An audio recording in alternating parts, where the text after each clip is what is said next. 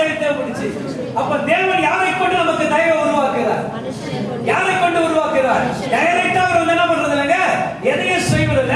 சில மனிதர்கள் மூலமாக, சில ஊழியக்காரர் மூலமாக, சக விசுவாசிகள் மூலமாக ஏதோ ஒரு வகையில் என்ன பண்றாங்க, நமக்கு அவர் தயவு பாராட்டுகிறார். ஆமென், அல்லேலூயா. அப்ப இயேசு கிறிஸ்து எதை வளர்ந்தாரா?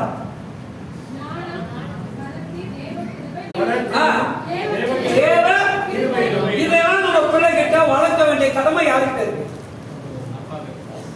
அல்லேலூயா. யாருக்கு இருக்குதுங்க? பெற்றோர்கிட்ட இருக்கு. எப்படி வளர்க்கணும்? என் பிள்ளையை ஞானத்தினாலோ அறிவினாலோ பலத்தினாலோ தேவனுடைய கிருபையினாலே பிள்ளைகளை நான் உருவாக்க வேண்டும். அல்லேலூயா. அப்படி உருவாக்கப்பட்ட பிள்ளைகள் தான் சாதனைக்குரிய பிள்ளைகளாக என்ன பண்ணுது, மாறுகிறது. அல்லேலூயா. அப்ப இயேசு கிறிஸ்துவே இந்த உலகத்தை ஜெயிக்க வேண்டும் என்று சொன்னால் பிதாவுடைய ஞானம் அவருக்கு தேவைப்படுகிறது. அப்ப நீ நான் இந்த உலகத்தை ஜெயிக்க வேண்டும் என்று சொன்னால் அவருடைய ஞானம் நமக்கு வேணுமா வேண்டாமா?